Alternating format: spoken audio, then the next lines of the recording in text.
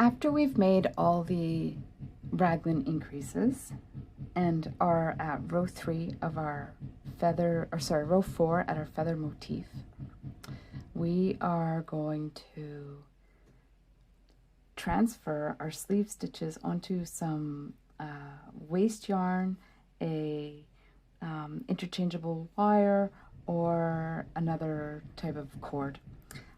What I have here is this silicone cord, which I really like because it has a little tube.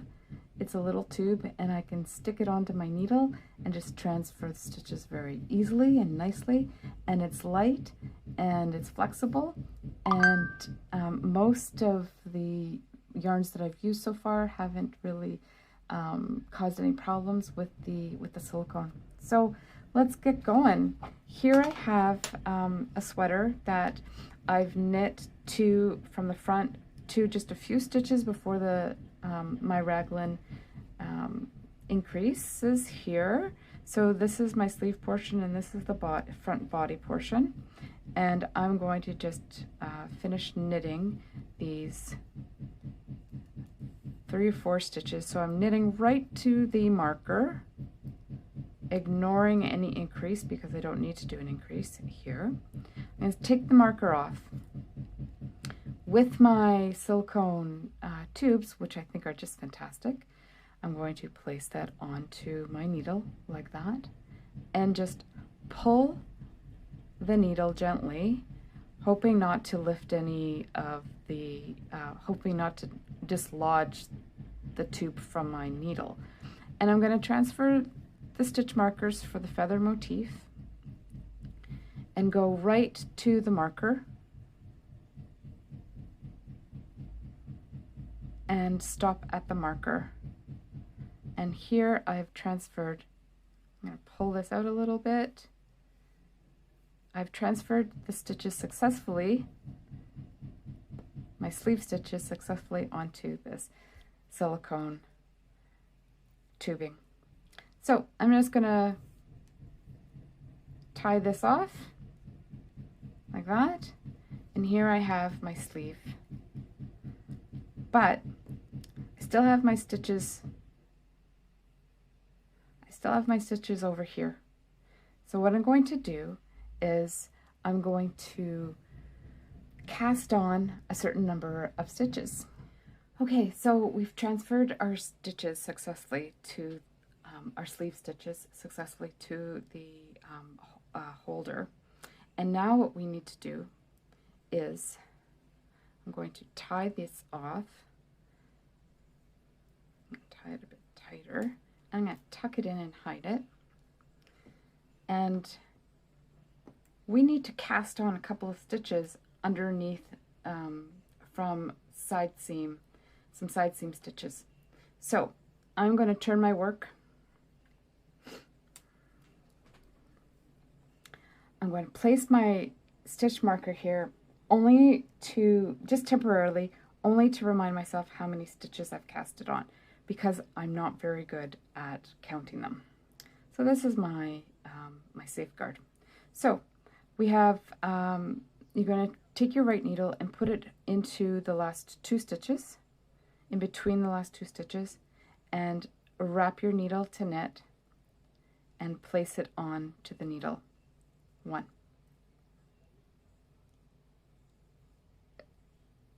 Place your right needle in between the 2 stitches, wrap the needle, lift out, and I'm actually twisting I'm taking the right leg of the new stitch that I've made and placed it onto the needle. Again, putting my right needle in between the 2 stitches, wrapping the yarn, pulling it through and twisting and placing it onto the left needle. So that's 3, 4,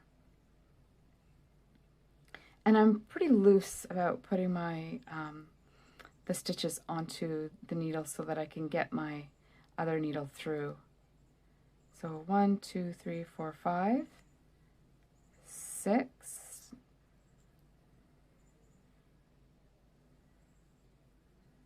7, I'm going to do 8, and 8.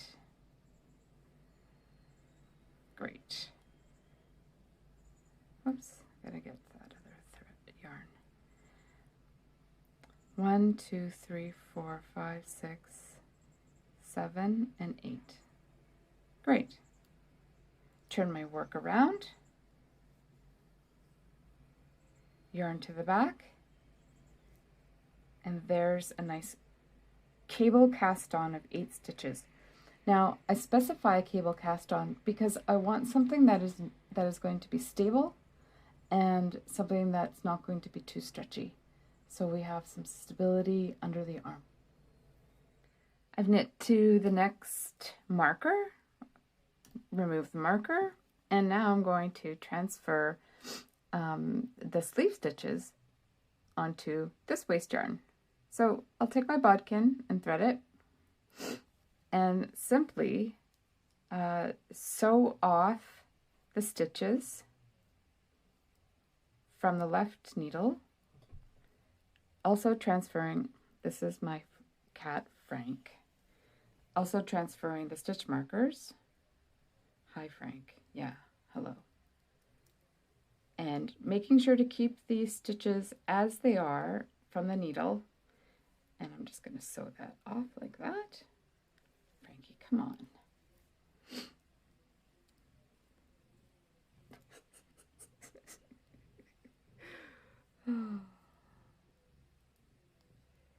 He's probably going to eat my yarn. Or Frank, really, come on, enough. Please, my friend. There we go. The nice thing about the yarn is that it's super lightweight and flexible, like it doesn't bounce at all, it doesn't stretch. And I've chosen a color that's really brash, and right to the next marker, take that marker off. I'm going to pull my left needle out so I don't lose any stitches, and pull my thread out and my needle, and just take that yarn, and I'll just tie it off like this. And I've got quite a long tail, so I made it nice and loose so that if I needed to try it on, I can. Just trim that off, save that for another time. And there we have. Now I'll do that cable cast on. Turn my work around, place them, uh-oh, I dropped it. Let's see, where does it go? It goes right between my purl stitch and the stockinette body. So good thing I caught that. Purl stitch and stockinette body, I'll just clip that right back on there. I love clipping stitch markers. Okay, now we're going to do that cable cast on. Just place my stitch marker. My work is facing the back side. So this is the purl side, the reverse stockinette side. Here is the right side of the work. But I am continuing from the working yarn. So place my stitch marker my needle, right needle, in between the last 2 stitches. Knit that stitch, pull it through, and twist it on. Knit the stitch, knit the stitch, pull it through, twist the right leg onto the left needle. Place my needle between the 2 stitches and place that needle stitch back onto the needle. Knit, pull, twist, and place.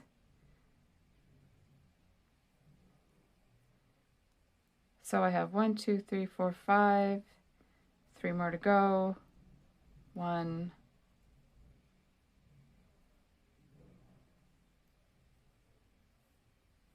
2, and 3.